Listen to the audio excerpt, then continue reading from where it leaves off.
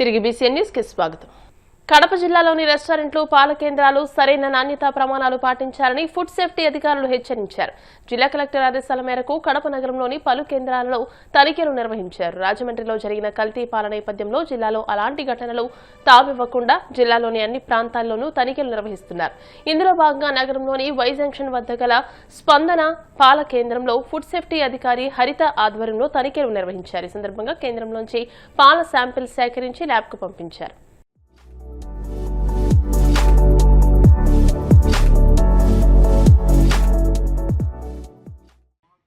సమాచారం ప్రకారము కడప జిల్లా కలెక్టర్ గారు అలాగే మా food safety department food commissioner గారి సమక్షంలో వాళ్ళు చెప్పిన ఆదేశం మేరకు ఈ పాలలో ఎక్కడైనా కల్తీ జరుగుతున్నటువంటి సమాచారం వచ్చినందువలన మమ్మల్ని కూడా ఈ ప్రతి ఒక్క జిల్లాలో విస్తృతంగా ట్యాంకులు చేయమనేసి చెప్పడం జరిగింది. అదేవిధంగా మేము ఈ రోజు నుంచి ప్రతి చిల్లింగ్ సెంటర్స్ కానీ కలెక్టివ్ పాయింట్స్ కానీ ఎక్కడైనా పాలు అమ్ముకునేటువంటి ప్రదేశాలలో మేము విస్తృతంగా చర్యలు చేపడతాము.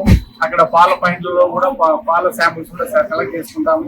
ఈ పాల శాంపుల్ కలెక్ట్ చేసిన శాంపుల్స్ ని మేము పరీక్ష నిమిత్తము వాళ్ళు చెప్పినటువంటి ప్రయోగశాలకు పంపడానికి కూడా నిర్ణయించుకున్నాము. ఆ రిపోర్ట్ బట్టి వీళ్ళపైన వచ్చినటువంటి రిపోర్ట్ ఆధారంగా క్రిమినల్ కేసు పెట్టడానికి కూడా మేము వెనకాడము. కాబట్టి ఇంకా మాకు తెలిసిన వరకు కూడా మేము చర్యలు చేపడతాము.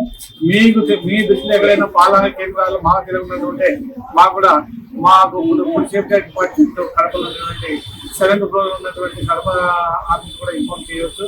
అన్ని విధాలు మీకు అందుబాటులో ఉంటాము. ప్రతి రోజు కూడా చర్యలు చేపడతాము.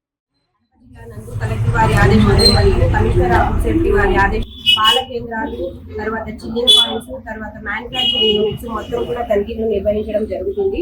ముందు కూడా మేము పాల శాంపిల్స్ తీసి ముందు కొన్ని శాంపిల్స్ ల్యాబ్ రిపోర్ట్స్ మేరకు కొన్ని కేసులు కూడా కట్టడం జరిగినది.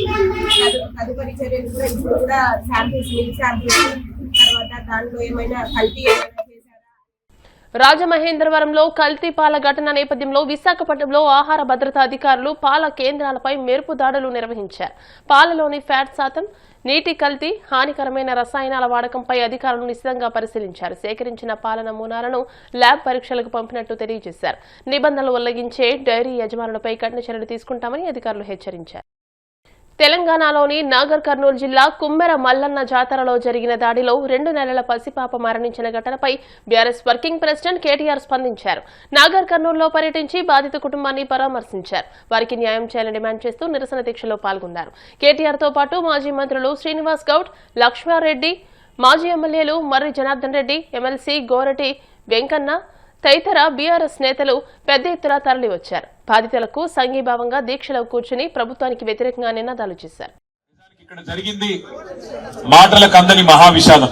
ఒక పసిపాప ప్రాణాలు, 2 నెలల పసిగుడ్డు ప్రాణాలు పోయిన తర్వాత మాటలు రాక గుండె బరువెక్కిన పరిస్థితి వాళ్ళ రాష్ట్రంలో ప్రతి ఒక్కరికి ఉన్నది. ఇందులో రాజకీయాలు మాట్లాడాల్సిన సందర్భం ఎంత మాత్రం కాదు. కానీ కుటుంబానికి న్యాయం జరిగే విధంగా కొట్టడాల్సిన బాధ్యత మాత్రం అటు మీడియా మీద, ఇటు ప్రజలుగా సమాజంలో ఉన్న మనందరి మీద కూడా ఉన్నది. జరిగింది ఏంది అసలు? ఏమడిగింది ఆ పసిగుడ్డు? కుమ్మెరలో మల్లన్న జాతర జరిగితే ఆ మల్లన్న జాతరలో దర్శనం అడిగింది. దేవుడికి దండం పెట్టుకునే అవకాశం అడిగింది ఆ తల్లి చంద్రకళ. అడిగితే దేవుడి దర్శనం అడిగిన పాపానికి, సేవ చేసుకునే దేవుడిని దర్శించుకునే అవకాశం ఏమని అడిగితే ఇవాళ జరిగిన దాడి మానవత్వానికి మచ్చ. నిజంగా చెప్పాలంటే ఈ తెలంగాణ సమాజమే తలదించుకునే ఒక దుర్మార్గమైన ఘటన మన కుమ్మెరలో జరిగింది. ఒక్కసారి ఆలోచించమని చెప్పి నేను కోరుతా ఉన్నా ఇక్కడికి వచ్చిన మిత్రులందరినీ. మనం నిజంగా ఏ టైంలో ఉన్నాము, ఏ శతాబ్దంలో ఉన్నామో, జరుగుతున్న ఈ పరిస్థితి ఏంది ఒకసారి ఆలోచన చేయాలి. 21వ శతాబ్దంలో కులాలు, మతాల పేరిట చిన్నగా చూడడం, అవమానించడం, అధికారాన్ని అండగా పెట్టుకుని హత్య రాజకీయాల్ని, హత్య చేసిన హంతకులని కాపాడే ప్రయత్నం జరగడం నిజంగా సిగ్గుచేటు. ఈ ఒక్కరినో ఆ ఒక్కరినో నిందిస్తలేరు. ఇందులో హంతకులకు అండగా నిలబడ్డ ప్రతి ఒక్కడు, వాడు ఎవడైనా గాని, వాడి దోషి రాష్ట్ర ముఖ్యమంత్రి అయినా, స్థానిక ఎమ్మెల్యే అయినా, స్థానిక ఎంపీ అయినా, ఎవరైనా కూడా ఈ తప్పు, ఆ పసిగుడ్డు ప్రాణాలు తీసిన హంతకులకు అండగా నిలబడ్డ వారు ఎవరైనా సరే వారిది ఖచ్చితంగా తప్పే. ఏమడిగిందా పసిగుడ్డు? మీరు ఎక్కి కొలుకుతున్న గద్దెని అడిగిందా? మీరు పోగు చేసుకుంటున్న మూటల ముళ్ళు అడిగిందా? అడిగింది మల్లన్న దర్శనం. దర్శనానికి పోతా అంటే కులం పేరుతో దూషించడమే కాకుండా గణేష్ మీద దాదాపు 20-25 మంది దాడి చేసి తన్నినంత చోట తన్నకుండా తన్ని చివరికి ఆ తమ్ముడిని ఇబ్బంది పెడితే అన్నా ఈ పసిగుడ్డు ముఖం చూసన్నా ఇడిచిపెట్టానన్నా మావాడు ఒక్కడున్నాడు మీరు 20 మంది తంతున్నారని చెప్పి ఆ అమ్మాయి మౌనిక వచ్చి ఆ పసిగుడ్డునన్నా ముంగట పెడితే దయగలుగుతుందేమో, మానవత్వం అనేది ఉంటే మనిషిలో ఆ పసిపిల్ల ముఖం చూసన్నా ఊకుంటారేమో అని చెప్పి ఈ అమ్మాయి మౌనిక వచ్చి వాళ్ళని ప్రాధేయపడ్డది, బతిమలాడింది. అన్నా వదిలిపెట్టండి అన్నా, చచ్చిపోతాడన్నా, కొట్టకండి అన్నా, పసిగుడ్డు ముఖం చూసి తండ్రిని వదిలిపెట్టండి అన్నా అని అడిగితే దుర్మార్గుడు మానవ మృగం లాంటి మనిషి వాడెవడో చెత్తనా కొడుకు వాడు కాలితో తంతే ఆ పాపని ఇవాళ పాప చనిపోయింది. ఇట్లాంటి మానవ మృగాల్ని శిక్షించాల్సిన పోలీసులు ఏం చేస్తున్నారని నేను అడుగుతా ఉన్నా.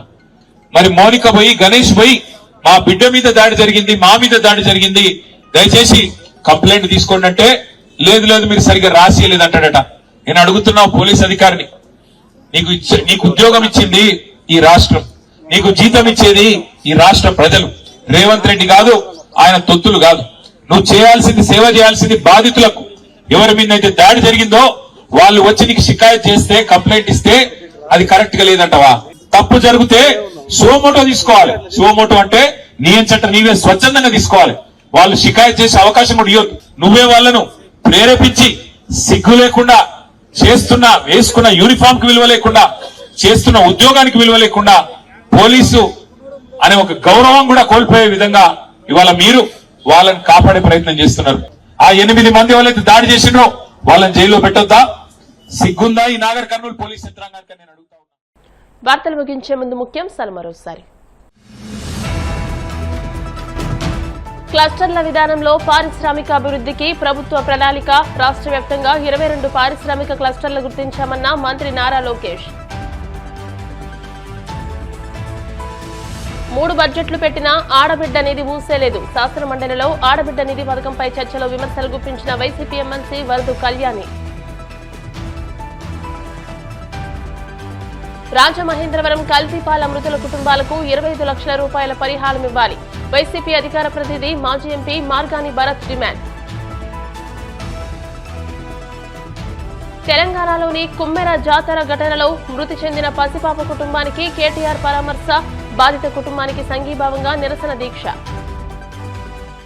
ఈ వార్తలు ఇంతటితో సమాప్తం. మరిన్ని వార్తల కోసం BCN digital YouTube channel, Facebook page ని ఫాలో అవ్వండి. అప్డేటెడ్ వార్తల కోసం ప్లీజ్ సబ్స్క్రైబ్.